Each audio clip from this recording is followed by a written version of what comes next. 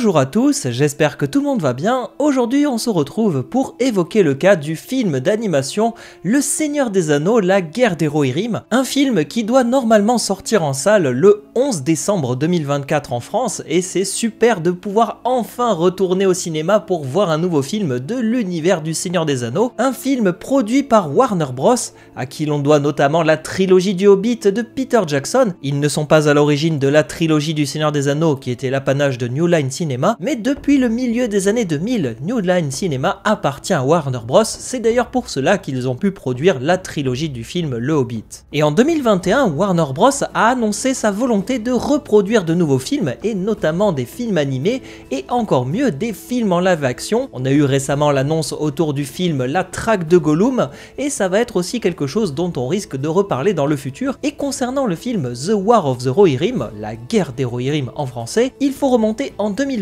pour avoir une trace de la première mention de ce film, un film qui, je le rappelle, sort au cinéma et sera bien entendu un film en animation japonaise. C'est aussi là toute la subtilité et l'originalité de ce projet. Ce n'est pas la première fois que cela arrive pour l'univers du Seigneur des Anneaux, il y a déjà eu des vieux films à ce niveau-là, mais c'est tout de même la première fois qu'on a l'univers du Seigneur des Anneaux qui est transcrit du point de vue de l'animation japonaise. Côté réalisation, c'est le réalisateur Kenji Kamiyama qui est à la barre de ce nouveau projet, et on lui doit notamment la série Ghost in the Shell Standalone Complex, ainsi que le film Kiki la petite sorcière et Akira, sauf que là ce ne sont pas des films qu'il a réalisés, il était simplement chef décorateur, et c'est lui qui a réalisé certains plans qui apparaissent dans ces films. On a bien entendu Peter Jackson qui est derrière tout ce projet en tant que producteur, et c'est aussi un petit peu cette volonté de Warner Bros de vouloir raccorder le film La guerre des Rohirrim comme étant un préquel à l'histoire des deux tours, et notamment à l'histoire des rois du Rohan. C'est aussi toute cette volonté là de Warner Bros de raccorder les wagons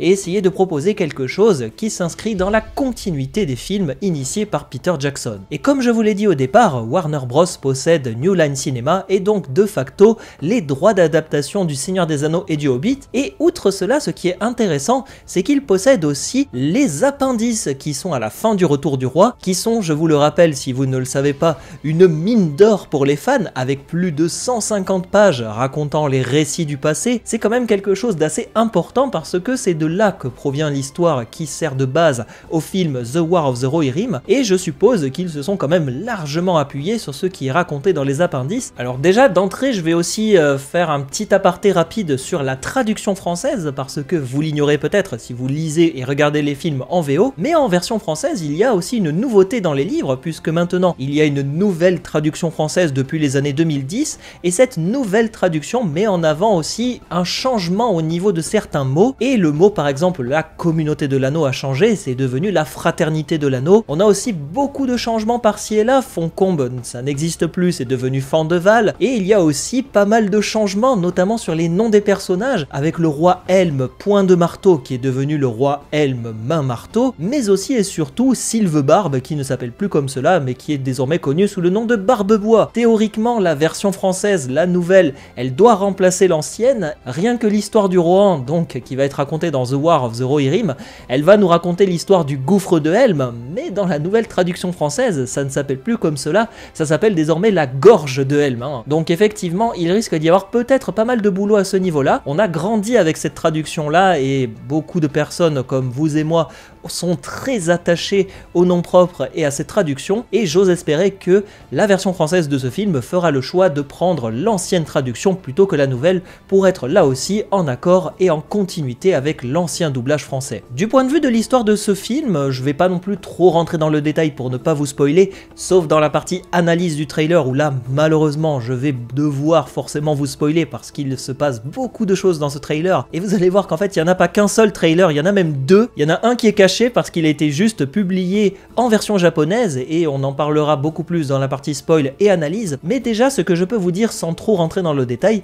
c'est que cette histoire va nous raconter le règne du roi Helm Point de Marteau, ou Helm Main Marteau dans la nouvelle traduction française, qui est le 9e roi du Rohan et qui régnait à peu près grosso modo 200 ans avant l'histoire du Seigneur des Anneaux, et il est confronté durant son règne à une guerre civile entre deux clans des Rohirrim pour le pouvoir, et c'est tout cela qui va être raconté dans cette histoire, avec notamment cette longue lutte de pouvoir entre les Rohirrim. C'est l'actrice Miranda Otto qui incarnait Éowyn dans Les Deux Tours et Le Retour du Roi, qui revient en tant que narratrice de l'histoire. Peut-être qu'on aura un flashback de Éowyn en version animée ou en version live action, qui va ensuite nous raconter l'histoire du roi Helm. Ça sera peut-être l'occasion aussi d'avoir quelque chose de très sympa à ce niveau-là, et j'ose espérer que l'apport de Miranda Otto en tant que Éowyn et narratrice sera là aussi très important pour avoir ce lien entre l'histoire du Seigneur des Anneaux et la guerre des Rohirrim. À présent, je vais vous donner un avis très général sur les deux trailers sans trop rentrer dans le détail ni même spoiler. Ce que je peux dire déjà, c'est que du point de vue visuel, j'ai adoré. Il y a quelques images malheureusement, notamment ce Mumakil qui est en train de charger la forteresse d'Edoras. Je ne trouve pas forcément les débris très jolis, mais tout le reste est vraiment incroyable, que ce soit les décors derrière qui semblent vraiment être peints à la main. Il y a les personnages aussi qui sont très expressifs et qui ont vraiment toutes ces couleurs et cette représentation et iconographie du Rohan qui est vraiment très présente dans les films de Peter Jackson. Et je suis très content aussi que, contrairement aux Deux Tours qui était un film assez jaunâtre et un peu verdâtre pour les Rohirrim, là au contraire on a quelque chose d'un peu plus bleuté et rougeâtre avec beaucoup de couleurs et du jaune forcément, mais aussi et surtout du vert, et toute l'iconographie du palais de Meduseld renvoie à cette volonté de continuité entre les deux films. Je suis pour le coup très satisfait du visuel et j'ose espérer que vous l'êtes vous aussi. Je me doute bien que le côté animation japonaise ne va pas plaire à tout le monde, mais pour le coup je suis quelqu'un quand même qui aime beaucoup les animés. Pour ne rien vous cacher, je consomme beaucoup plus d'animés que je ne lis de manga, mais en attendant je suis quand même quelqu'un qui aime beaucoup tout cela, hein, que ce soit tous les films Ghibli. Nausicaa, pour moi c'est un banger total, même des vieilles séries genre Wolfrain, je suis quasi sûr que personne ne connaît cette série, mais je dois être l'un des seuls à la connaître et j'adore cette série. Il y a tellement de très belles choses que l'animation japonaise est capable de nous faire, et là pour le coup je suis très convaincu, et je m'attends aussi à beaucoup de violence, que ça soit du sang, des personnages qui souffrent, des morts. Ça va être l'occasion d'avoir une super histoire, et pour le coup, d'après ce que j'ai vu dans le trailer, je suis quand même assez rassuré par l'intrigue, même s'il y a quelques inventions et personnages qui n'ont rien à faire là à ce moment de l'histoire. En tant que connaisseur de l'histoire, on retrouve quand même les grands axes de cette histoire du Seigneur des Anneaux. Si j'ai un reproche à faire sur ces deux trailers, c'est que malheureusement, ils en dévoilent beaucoup trop sur l'intrigue. Il y a déjà des éléments qui ne sont même plus du spoil, hein. Je pense qu'il y avait largement de quoi faire quelque chose de plus subtil pour éviter de révéler toute l'histoire autour des personnages, mais c'est aussi un peu le but d'une promotion. Il faut donner envie aux gens en montrant ce qu'ils veulent, c'est-à-dire de la bataille, des personnages qu'ils connaissent, un univers qu'ils maîtrisent et qu'ils connaissent, et tu essayes aussi un petit peu de les alpaguer avec tout le côté nostalgique. C'est d'ailleurs pour cela que les deux trailers nous montrent dès le départ des images des films de Peter Jackson, encore plus lorsque tu te permets de jouer sur la musique et la corde nostalgique, et je m'attends logiquement à toute une continuité musicale entre les deux films. Bien, à présent, si vous le voulez, je vais rentrer dans la partie spoil, donc ça va être une analyse, pas forcément point par point, mais je vais plutôt essayer de dégager les principaux axes et les éléments importants dans ce trailer. À la fin, je me permettrai aussi un petit aparté rapidement sur le trailer japonais, qui quant à lui comporte beaucoup plus d'images inédites, mais je vais pas toutes les analyser parce qu'il y en a une seule vraiment qui vaut le coup d'œil, donc vous êtes prévenus. À partir de ce moment-là, je vais devoir spoiler l'histoire et analyser le trailer. Vous êtes désormais prévenus et vous vous aventurez en terrain connu. On nous raconte dès le départ l'histoire du roi Helm, et c'est une très bonne chose d'ancrer cette histoire en nous faisant comprendre qu'on est au Rohan. C'est d'ailleurs pour cela très certainement qu'on a cette image avec la carte pour nous replonger dans l'histoire du Seigneur des Anneaux,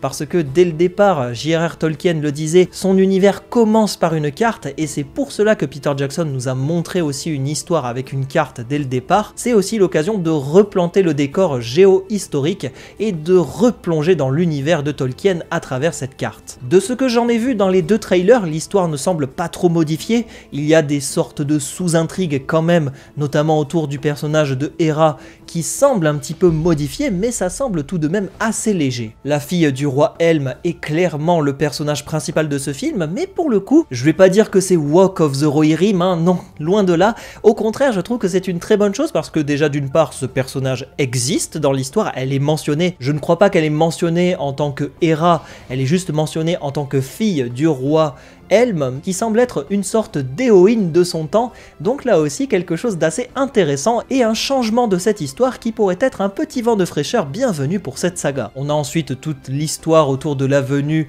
de Freka et Wulf qui viennent demander la main de Hera directement auprès du roi Helm, qui sera là aussi le sujet de la discorde ultime entre ces deux clans des Rohirrim. Et j'aime beaucoup aussi l'aspect visuel des personnages, le fait qu'on ait les Rohirrim qui trônent fièrement dans le palais de Meduseld, et de l'autre côté Wulf et Freka qui sont des personnages beaucoup plus rattachés au pays de Dain. Ça va être là aussi l'occasion d'avoir une identité visuelle distincte entre ces deux clans Rohirrim. Et ce que j'aime beaucoup dans cette bande-annonce, c'est qu'il semble y avoir une sorte de sous-intrigue entre les futurs mariés, même si Hera ne semble clairement pas décidée à vouloir se marier avec Wulf, mais j'aime beaucoup le fait qu'il y ait une sorte de lien limite fraternel entre les deux personnages, cette sorte de tragédie entre les deux personnages et une sorte de fatalité qui semble inéluctable pour ces deux personnages dont le destin est directement tracé malheureusement après la décision du roi Helm. C'est aussi là qu'on peut retrouver la patte des scénaristes qui peut être un bel apport pour cette histoire. On a par la suite de nombreuses images qui mettent en scène la vengeance du personnage de Wulf contre les Rohirrim, avec notamment l'attaque de Edoras par des Dunlandais, des Orientaux et possiblement aussi des Haradrim, puisqu'il y a visiblement des Mumakil, et c'est là aussi quelque chose d'assez important parce que dans l'histoire il semble être aidé par des troupes venues de l'Est, possiblement aussi peut-être la présence d'orques, parce que peut-être que le Seigneur des Ténèbres peut voir d'un certain bon œil l'arrivée des Dunlandais au pouvoir au Rohan, donc il y a aussi pas mal de choses à se mettre sous la dent à ce niveau-là, avec de grandes séquences d'action, des corps de bataille, une charge qui rappelle forcément la charge du roi Théoden sur les champs du Pelennor, donc je pense qu'il va y avoir toute cette iconographie du souvenir et la réutilisation de certaines séquences clés des films de Peter Jackson pour les réadapter dans cette nouvelle saga qu'est la guerre des Rohirrim, donc ça sera l'occasion d'avoir aussi pas mal de résonance entre les histoires, d'autant que l'histoire de Théoden est fortement imprégnée du passé de Helm Main Marteau. Ce que j'aime beaucoup aussi dans ces deux trailers, c'est qu'on voit qu'il y a toute une quête de Hera qui semble peut-être aller chercher des renforts. L'idée de quête alors qu'on a vraiment tous les espoirs perdus et que les personnages sont assiégés, c'est encore une fois une résonance par rapport au champ du Pelennor, le gouffre de Helm avec l'arrivée de Éomer ou l'arrivée des Rohirrim qui parviennent à aider leurs alliés sur le champ de bataille, donc il y a encore une fois une sorte de miroir entre Hera et possiblement le rôle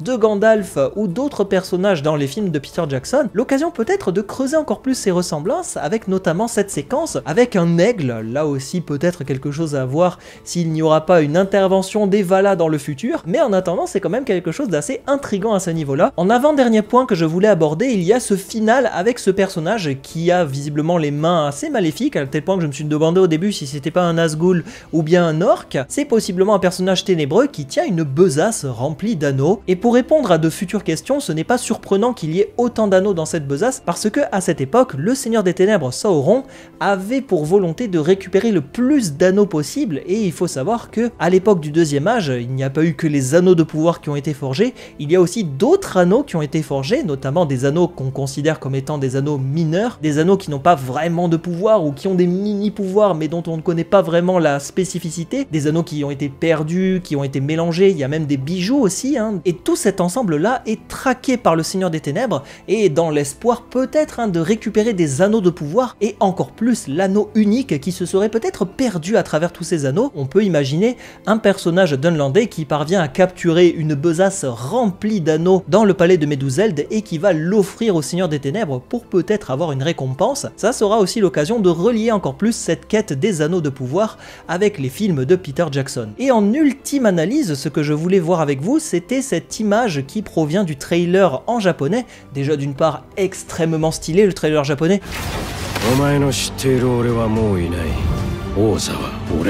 Ce que j'ai adoré, c'est qu'il y a aussi une image à la toute fin du trailer qui nous montre un personnage, et non des moindres, c'est Saruman le Blanc qui va être présent dans ce film. Il faut savoir que ce personnage apparaît à la toute fin de l'histoire, lors du couronnement du nouveau roi du Rohan après l'ultime bataille et la mort de Helm Main Marteau, et à ce moment-là, il demande l'autorisation pour s'installer dans la forteresse d'Isengard qui a été abandonnée par les Dunlandais, et c'est le surintendant du Gondor qui va lui donner cette autorisation l'animation parce que le Gondor à cette époque considérait la forteresse d'Isengard comme relevant de leur propre juridiction plutôt que celle du Rohan, et c'est vrai que c'est quand même intéressant d'avoir le personnage de Saruman à la fin, c'est logique par rapport à l'histoire puisqu'il apparaît dans l'histoire. Par contre, là où il va y avoir un petit problème, c'est que l'acteur Christopher Lee qui incarnait Saruman dans la trilogie du Seigneur des Anneaux et du Hobbit, il est malheureusement décédé en 2015, et pour nous petits français, on a le doubleur français Michel Leroyer qui était la voix française de l'acteur Christopher Lee dans les deux trilogies du Hobbit et du Seigneur des Anneaux,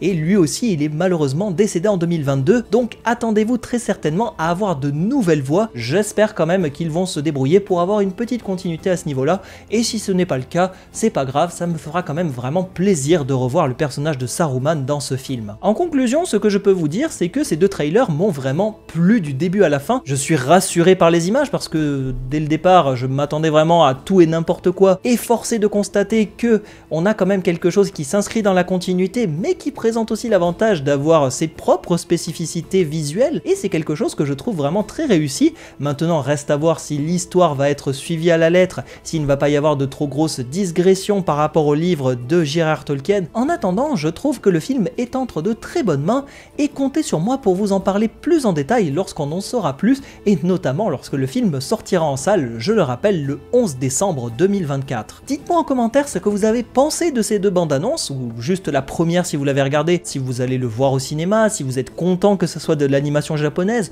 ou pas du tout, si vous auriez préféré un film. C'est ici que je vous quitte, et on se dit à la prochaine pour d'autres vidéos sur l'univers du Seigneur des Anneaux. Salut à tous!